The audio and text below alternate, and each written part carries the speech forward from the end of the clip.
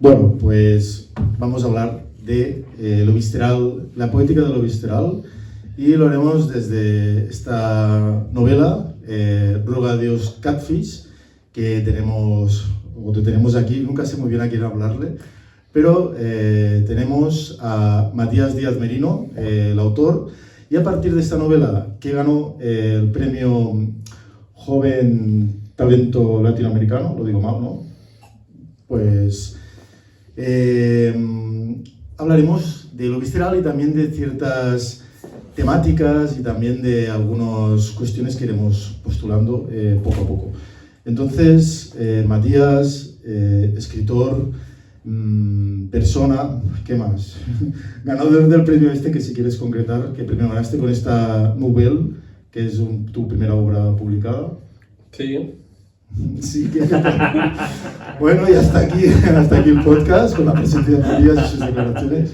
No, ¿qué premio era exactamente? Que lo he dicho un poco mal. Es un premio en realidad de una institución bastante prestigiosa, ¿vale? Porque este premio lo ganó César Aira, por ejemplo, o Ricardo Piglia, ¿vale? Es una institución en Francia, ¿vale? En el norte de Francia, que es entregada a escritores extranjeros, ¿vale?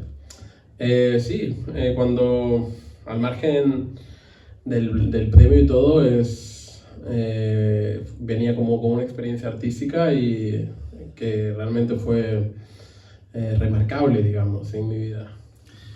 Pues tendría que haber tenido estos datos, que yo creo que me los dijiste algún día, pero se me habían olvidado, de César Aira, Ricardo Piglia, cosa que da prestigio. Pero yo creo que también el prestigio literario, venimos hablando a veces, también está en la subjetividad y en cómo lo valora la gente, ¿no? Y en este caso es una novela que me dejaste leer, creo que estuve unos meses pillando polvo en alguna estantería, la intenté leer y me cuesta mucho leer, pero luego un día me puse con inspiraciones renovadas y me impactó bastante o mucho, y me parece una obra pues que es muy potente.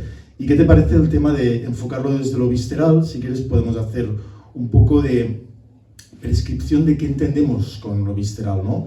Que sería un elemento en la literatura que de alguna forma sale de esa literatura más higiénica, esa literatura que romantiza cosas como uno de los temas que son los vínculos humanos, y va a encarnarse en lo corporal, ¿no? Visceral viene de vísceras, en su etimología u origen, y nos habla también, digamos, de los fluidos del ser, de las situaciones un poco más escabrosas, ¿no? De esa intensidad, de esa emocionalidad, también de aquello que incomoda, ¿no? ¿Podríamos decir que esta novela tuya la consideras visceral? Sí, desde luego que escribo desde lo visceral, no es que lo haya elegido como de forma deliberada, es simplemente el camino, digamos, que estoy destinado a recorrer, ¿vale? Me interesa mucho el dolor, quiero decir que el dolor me parece transformador, ¿vale? Y el dolor, digamos, en sus más altas cúspides es físico, es visceral, ¿vale? Creo que cuando hablo, digamos, de que el dolor es transformador, es como, creo que incluso presenciar el dolor es transformador, ¿no? Entonces, al final, lo que te ofrece el artefacto literario es una oportunidad para presenciar otros sufrimientos, ¿no? Y de alguna forma crecer para amar y sufrir con el personaje literario, ¿no? Si al final es algo que si está capturado, digamos, el dolor o el sufrimiento, es porque al escritor que le preocupaba tal cosa, ¿no? Él comparte su preocupación en el artefacto literario, ¿no? Creo que tenía en el pasado como algunas ideas como radicales y terribles, y presenciar dolor me ha ayudado a aprender y a crecer. Entonces, como dices, hay dolor en la temática de ese vínculo que se establece en una relación que sucede en Lima la horrible, Lima la gris, ¿no? Como la nombras ese otro personaje que es la ciudad, que también nos puede llevar a un tema que podemos hablar posteriormente, que es la diferencia de clases, ¿no? Entonces, ese dolor que se encarna un poco en los cuerpos, ¿no? Y como también decíamos con esta propuesta, la poética de lo visceral, en el sentido de poetizar ese dolor, no salvándose a través de la poesía, sino que la poesía sea como una herramienta más para que ese dolor, que como tú decías, creo que es importante, como una cosa que se puede transmitir a través de la literatura, a través de una obra narrativa, pero que tenga una técnica que lo sostenga, ¿no? Y entonces ahí veo pues hallazgos, ¿no? Como, no sé, metáforas que utilizas, como por ejemplo cuando nombras a Tinder, que empieza así, ¿no? Con una persona que está generándose un perfil de Tinder, ¿no? Como esa concha hambrienta, o luego también hablas de fluidos, como decíamos, ¿no? Nombrando el fluido blanquecino humano masculino, porque tengo que reírme cuando hablo de estos temas. Si son normales, ¿no? Que lo llamas como el estelar dragón blanco, ¿no? ¿Tenías esta propuesta o es una de tus búsquedas? Poetizar también ese dolor, poetizarlo, insisto, sin salvarlo, que la poesía no sea una excusa para mitigarlo, sino que lo acrecente o lo sublime, ¿no? O lo ennoblezca, no sé cuál sería. No, claro, es que, digamos, la visceralidad te ofrece una oportunidad para la poesía, básicamente, ¿no? Y la poesía, digamos, es como el proyectil o sea, el proyectil que es capaz de realmente afectar, ¿no? al lector, ¿vale? Estoy muy interesado en la poesía, ¿vale? De hecho, como lector me interesa la poesía como en todas sus formas, ¿no? En elipsis, en la poesía lírica, la poesía narrativa. Entonces, lo que yo puedo hacer con la poesía, ¿vale? Tiene un propósito de acariciar, ¿no? Al final, de hacerte sentir.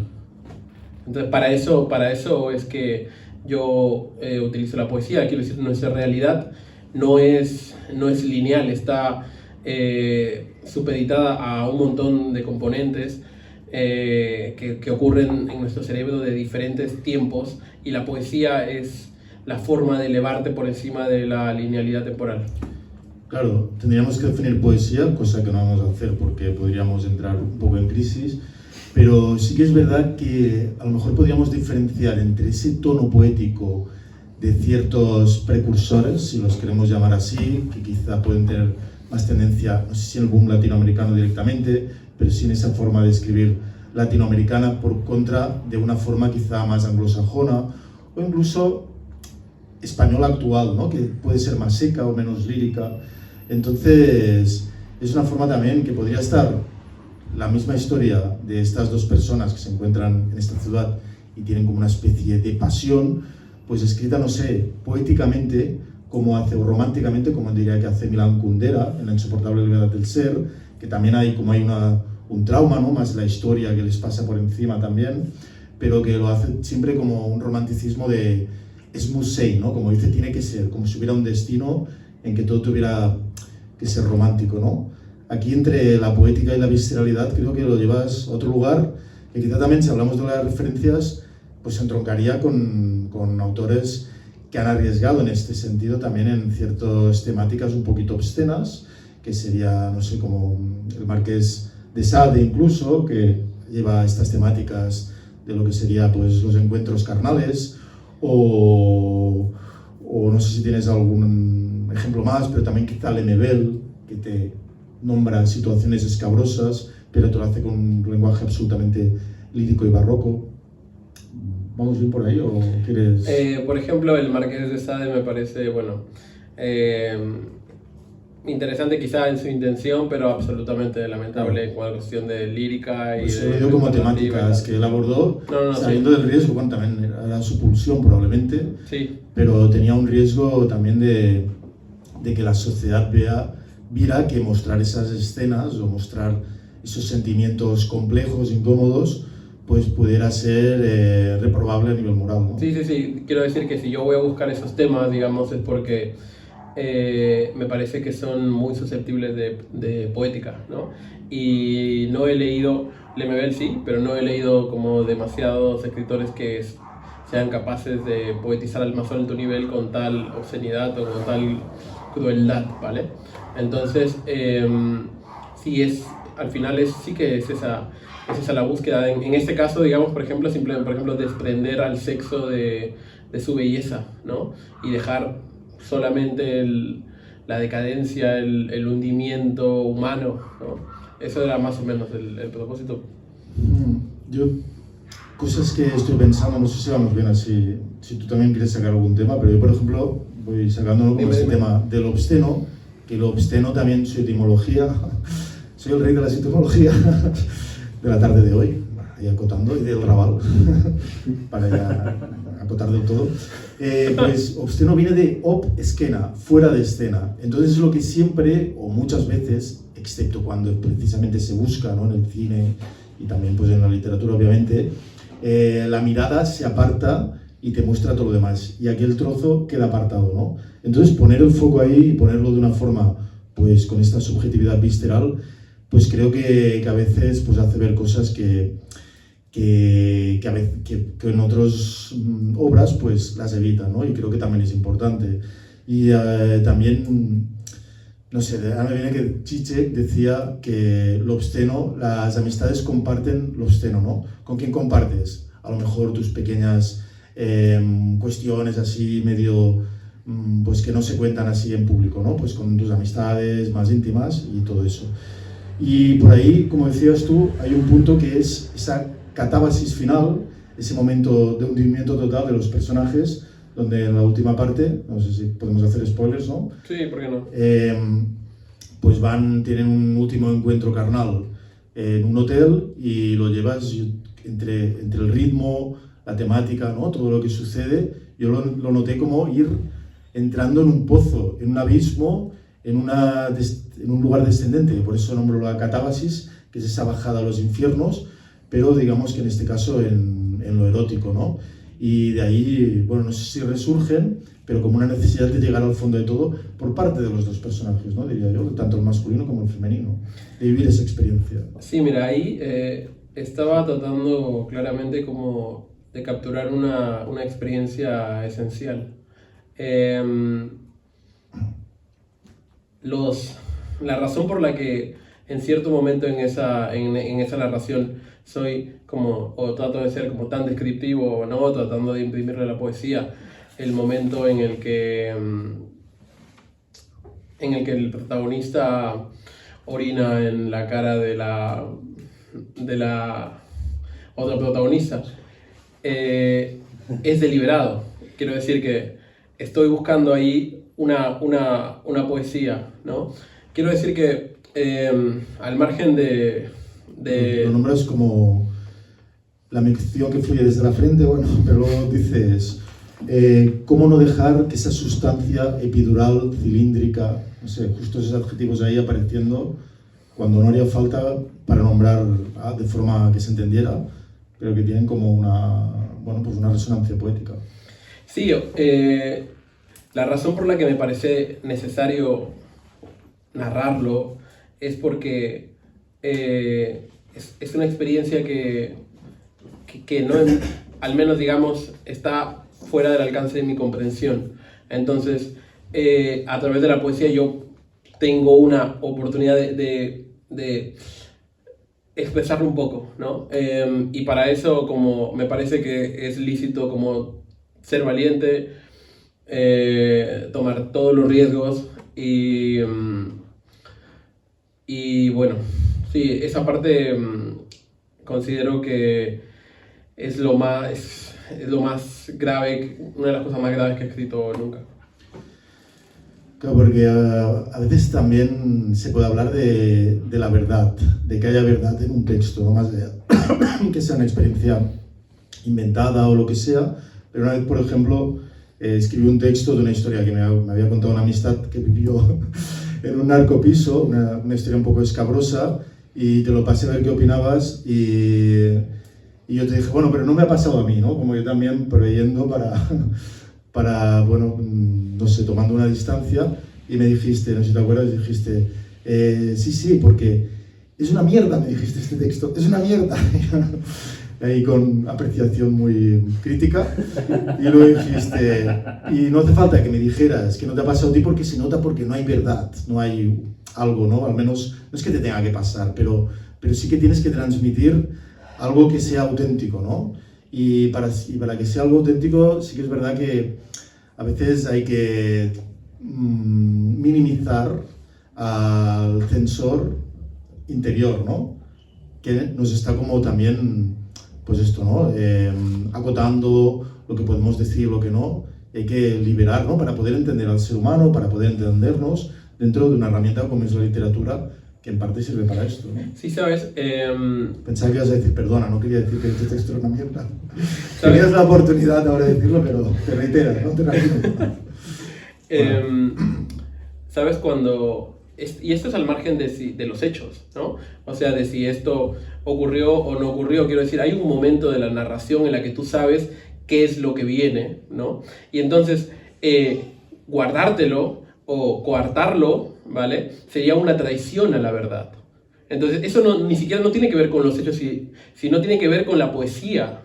Entonces, si uno elige censurarlo, lo que tú tienes para dar, estás, me parece, cometiendo el error más grave posible si quieres tratar de hacer algo artístico.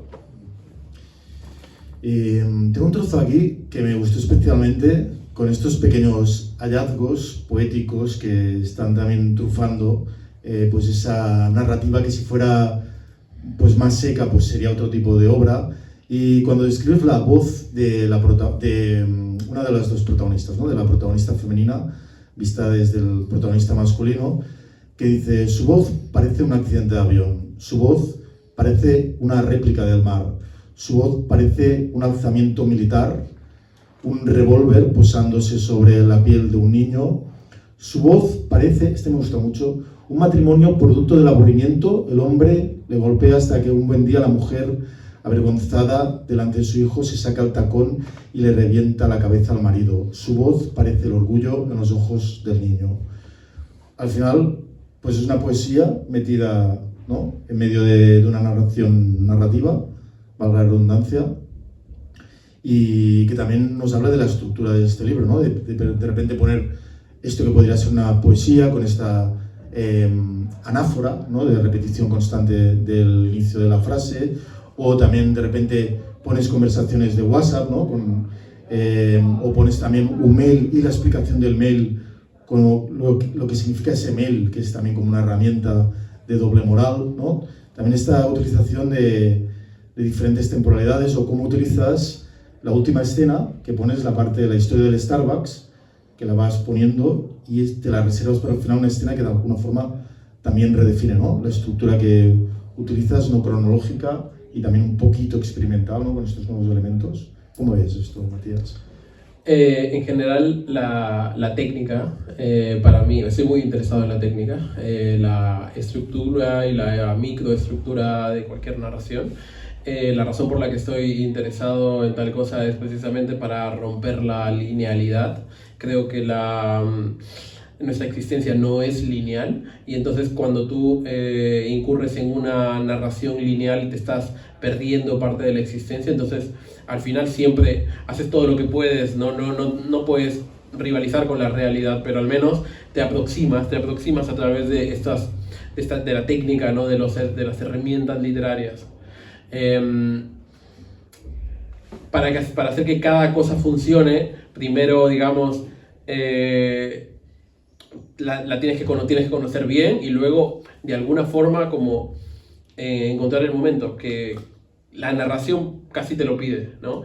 En ese sentido, cuando antes se hablaba de la poesía y de todas sus formas, para mí la estructura o esas cosas estructurales narrativas son poesía también, son una forma de poesía. Sí, pues coincido bastante. Y bueno, podríamos decir también que todo es poesía, si nos pusiéramos así, ¿no? Que esta mesa es poesía, No vamos a caer. que esta huida es poesía. Por favor, no caigas. Bueno, y luego que poesía no es nada, ¿no? Y que no existe. Pero te entiendo, ¿eh? A nivel de técnica poética, las estructuras. Y por ejemplo, esto que te comentaba de poner la parte del Starbucks, de ese encuentro en el Starbucks final, y también, no sé si lo estoy enlazando bien, pero el nombre de la obra, del libro, Ruega a Dios Catfish, que la palabra catfish creo que no aparece en el libro, el tema de rogar a Dios sí que aparece en un par de escenas, pero que con el contexto, si conocemos el significado de catfish, he visto que tiene dos significados, ¿no? Uno es la manipulación dentro del mundo digital, con perfiles falsos, que es como empieza la novela, con una persona protagonista haciéndose un perfil falso, negando un propio su identidad para poder alcanzar a, lo podría decir más poéticamente, pero ligar. La poesía no me ha alcanzado para decirlo, bueno, flirtear a nivel romántico o lo que sea, ¿no? Y la otra definición de catfish, que es de donde viene realmente esta primera, desde donde se saca, ¿no? Que sería catfish, es un bagre, es un pez depredador que ponen en los barcos donde pescan, creo que es salmón, ¿no? o alguno de estos pescados, y les ponen un pez depredador para el viaje de vuelta para que se mantengan activos, ¿no? Entonces de ahí sale la metáfora también de algo que mantiene esa vivacidad, pero como una trampa, ¿no? Que, no sé, este título, ¿cómo lo has generado también, ¿no? ¿O qué significa para ti? Un poco desde la propia historia, desde lo visceral también, desde el engaño de la identidad, ¿no? Es curioso porque ahora me hablas de catfish y para mí en el título quizá cuando lo escribí no, pero ahora la palabra Dios, digamos, es lo que más me importa del título. Me parece que los protagonistas son personas sin Dios, están faltos de Dios, ¿no? Esto no tiene por qué importarle a nadie, pero es casi premonitorio, digamos, por cómo ha ido después en mi vida. Pero sí, o sea, sobre todo me enorgullece que la parte de ruega a Dios, ¿no? Es como que, es por eso que me parece muy revelador la literatura y por eso la amo, porque cuando escribí este texto no sabía cuánto necesitaba a Dios, cuánto había de rogarle a Dios todavía, ¿no? Y ahora en perspectiva, digamos, años después, ¿no? Y hablo de Dios, digamos, como una espiritualidad, ¿no? En perspectiva estaba todo ahí, ¿no? Alguna vez lo comentamos y tú me dices, cuando escribiste eso estaba a gritos, aquí había una bomba y tú estabas a gritos pidiendo que esa bomba estallara y por eso la confeccionaste, ¿no? ¿Yo dije eso? Sí. Pues puede ser, porque hablo mucho, hablo demasiado y... De vez en cuando dices cosas geniales, Intento por casualidad. olvidarlas todas. Pero sí, yo que, como dice Sabina, gracias a Dios soy ateo, porque no me queda otra. Sí que es verdad que más allá de exista o no una divinidad, sea de una forma o de otra, sí que hay algo en lo que creer en la vida, ¿no? Y aquí pues hay dos personas un poco perdidas o que no se encuentran o que se buscan y no acaban de encontrar aquello que buscaban, ¿no? Y quizá también la divinidad en este caso sea el amor, ¿no? Sea algo que signifique, algo que realmente resulte y no este perderse en las profundidades, que no digo que esté bien ni mal, pero sí que no acaba consolidándose en algo que les salve. Intentan salvarse a través del encuentro carnal y una pasión desmedida, ¿no? Y llegar a esa catábasis, pero de alguna forma también se ve que eso no les conducirá a nada, ¿no? También, en este sentido, el tema que te decía de la clase social, que también el personaje masculino intenta... Hay un momento que dice que ella es como un salvoconducto, ¿no? Porque ella es de clase alta en esa ciudad Lima, que parece que es muy de clases, ¿no? Como quizá todas las ciudades, pero quizá como más acrecentada. Y él ahí también se ve cómo puede llegar a algo, como también una especie de divinidad, ¿no? Una especie de lugar paradisíaco, que es pertenecer a esa clase alta, pero que a lo mejor no es su lugar, o lo ve también como artificial o incluso negativo.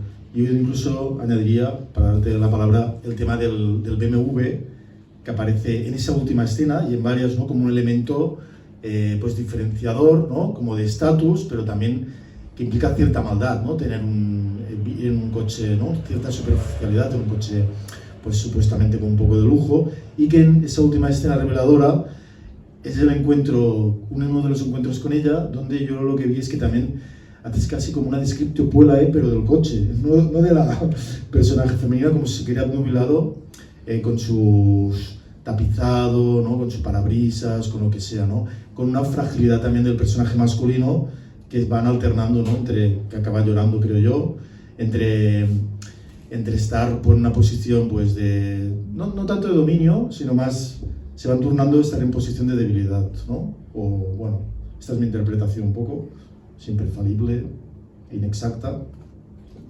pero bueno, voy hablando. Dentro de un tiempo me dirán, no, dijiste aquello una vez, y bueno, pues no sé, tenía que decir cosas, si no estaríamos aquí como callados mucho rato. Sí, sabes, me pone a pensar en todo ese amor en ese coche y toda esa tristeza, ¿no? La razón por la que lo narro así es porque es como si la tristeza se paseara por todo el plástico del coche y los cristales y los asientos, ¿no? Es un momento muy triste, y al mismo tiempo son dos personas encontrándose en las profundidades de la tristeza, ¿no? Dos personas que se han destruido de alguna forma el uno al otro y están encontrándose en esa tristeza, ¿no? La razón por la que lo narro de esa manera es para imprimirlo de alguna forma, ¿no? O sea, no para que las palabras sirvan para algo, ¿no? Sí, pues a través de las palabras nos podemos comunicar y entender cosas que a veces son complicadas de entender, entrar en contradicciones con el ser humano, con nuestra humanidad incluso, con nuestra propia identidad. Por ahí también a veces se inmiscuye el tema de, bueno, cuando nombras hacer el coito sin profiláctico, hay como una especie también, o cuando hay un momento muy álgido a nivel poético, ¿no? Hay como unos pequeños picos donde utilizas conceptos como lléname, ¿no? Que le está pidiendo, bueno, como un personaje femenino también dice en un momento, me gusta pedir semen.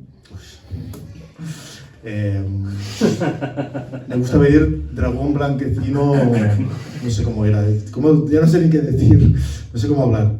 Me gusta pedir estelar dragón blanco, mucho más elegante, pero que luego, más allá de justamente lo visceral, y acabando de redondear en estas últimas conclusiones, de lo que decíamos de los fluidos, hemos nombrado la micción, nombramos el estelar dragón blanco, pero ahí también hay algo sagrado, ¿no? Algo que se podía transformar, como se nombra, en una natalidad, en una descendencia, pero que en esa lima gris parece que sería algo horrible, ¿no? Que sucediera o no sería lo ideal, ¿no? Lo trascendente, lo maravilloso, ¿no? Lo paradisíaco, y entonces no se puede acabar de trascender a través de ese elemento, porque en ese momento pues no encaja, y como dices en un momento, me horrorizaría de traer al mundo un ser producto de esto, ¿no? Bueno, pues un poco este impasse, ¿no? Entre lo visceral, lo corporal, ¿no? Lo que fluye, y algo que de alguna forma se conforme, ¿no? Y que cree algo que nos importe, que nos signifique, y que tú has hablado de Dios, sea lo que sea, de la forma en que lo hablabas, pero que nos haga trascender. Y que sea también a través de la literatura, que es una forma de que el mundo tenga sentido. Sí. Hablando de experiencias extremas, ¿no? Sí, lo que comentábamos antes de todos estos elementos sagrados, ¿no? Y como utilizados en la más ínfima decadencia y en lo terrible, ¿no? Es también el riesgo, ¿no? El riesgo que asumen los dos personajes, ¿no? No se guardan nada, ¿no? De ahí, digamos, que esos elementos sean tan explícitos y tal, son dos personas entregándose por la pura experiencia límite, ¿no? Empujados por sus propias... por los propios agujeros que lleva en el pecho, probablemente. ¿Ves que en la actualidad, cómo ves este libro? Yo creo que estás haciendo uno nuevo, ¿no? Que lo tienes ahí. Estas temáticas, ¿cómo están encajando en este momento actual? ¿O cómo ves la situación literaria de nuestra contemporaneidad sincrónica respecto a traer propuestas como estas o referentes tuyos en este momento? Bueno, una de las características que tiene la forma en la que escribo es que es eminentemente masculino, está a propósito hecho de esa manera. Un artista, digamos, varón tiene una parte femenina muy acentuada, ¿vale? Pero en la forma en la que está narrado esto es como muy prostático, como diría Lemebel, ¿vale? Entonces, en este texto, digamos que es más como de captura, estoy tratando de capturar lo esencial de esa experiencia, ¿no? No hay lo que estoy intentando ahora, que es como aparte de la reflexión, ¿no? Pero hablando del contexto actual, no encuentro como mucha masculinidad en la narrativa en estos momentos, ¿vale? Y sí, bueno, me parece necesaria de alguna manera, si es que algo es necesario en realidad, algo artístico es necesario en realidad. Y en cualquier caso tampoco le doy muchas vueltas porque es lo que yo tengo para ofrecer, es lo que yo tengo para hacer, ¿no? Leo y disfruto a veces más, a veces menos, prefiero a los clásicos, la verdad, pero a lo que se está haciendo y tal, pero no me importa, en realidad. O sea, no me importa el lugar en el que está lo que yo estoy haciendo, ni si debieran, no sé, hacerme más caso o menos caso, realmente no me importa. Hace poco estuve pensando, curiosamente, en qué es lo que yo vengo a buscar en lo literario y cuál era mi sueño, porque una chica me preguntó, ¿cuál es tu mayor sueño, no? Y primero me puse a pensar en la empresa y el dinero, en lo que no me va nada mal, y lo descarté en el primer segundo. Después me puse a pensar en lo literario, en tener una carrera sólida y en que la gente me lea, y lo pensé un poco más y luego encontré que tampoco estaba interesado, o que, digamos, no es mi sueño. Lo que quiero decir es que si resulta que nunca llego a brillar en el contexto actual o posterior y tal, será porque no lo he merecido, porque no era para mí. Y la razón por la que lo intento es porque es mi contribución, es lo que estoy intentando contribuir, formar parte de una tradición. Y si no es para mí, no pasa nada, porque lo que me ha ofrecido el arte, la experiencia artística, es convertir mi vida en absolutamente apasionante, ¿no?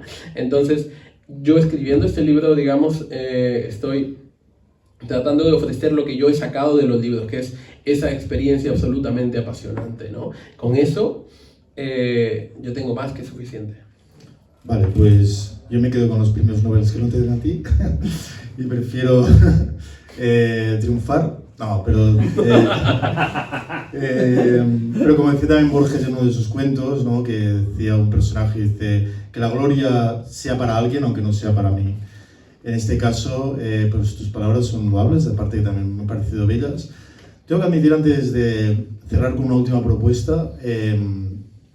Que bueno, veníamos hablando de cosas literarias en los últimos tiempos y yo también creo que he aprendido de ti a hacer esta forma, o sea, a encarar esta forma de escribir intentando también, pues, a veces no salvarse con algún elemento poético demasiado romantizado o algún toque de humor, ¿no? Ir pues a cierta médula, ¿no? A cierta herida sagrada y escribir por ahí. Luego también escribir otras cosas, pero yo creo que esta también es muy interesante y encaja mucho con tu propuesta, como tú has dicho, y bueno, que luego suceda lo que tenga que suceder. Pero te quería proponer, ¿tienes alguna pregunta que hacerle al libro en cuestión? ¿Alguna pregunta que le quieras hacer? Y hacemos el bibliomancia y el libro nos contesta. No te había dicho de hacer esto. No, está bien. Por ejemplo, puedo preguntarle que me lo estuve preguntando, ¿cuál es mi mayor sueño? ¿Y cuál es tu mayor sueño? Vale, va a contestar Francis. el libro, ya dirás ya. Ojo que no sea en francés, que está en edición bilingüe. Espera, vale. Espera, lo voy a que haga... Si es en francés, es en francés. No, voy a tener un problema con el francés, con la embajada de Francia. Vale. Cuando quieras di ya. Ya. Y otra vez ya. Ya. ¿Cuál es tu mayor sueño? Aquí pone como de 20, pone excelente. Como de 20 pisos. Tiene un complejo central. Se trata de esos curiosos edificios, con portero, pues un edificio con portero. Tenemos la respuesta. Quizás sea ese mi mayor sueño. El estatus, tener un portero que te reciba cada mañana y no hace falta ni amor, ni éxito, ni nada de nada. Sí, Ramón. Bueno, Al fin y al cabo, lo único que importa es tu corazón. bueno, es más romántico y más cursi en la vida real que en los libros, pero en cualquier caso, merci Matías por haber hablado de tu libro y haber intentado lanzarlo con la temática de la visceralidad y haber abierto pues estas conversaciones con escritores. Pues merci y nada, pues si quieres decir algo para despedirte, alguna frase antológica más. No, gracias por la invitación. He venido porque al fin y al cabo vamos a morir, ¿no? Bueno, pues justamente es un acicate para hacer cosas en la vida y alguna cosa pues que signifique y que valga la pena, que no es fácil, ya sabes. Bueno, pues nos despedimos. Merci.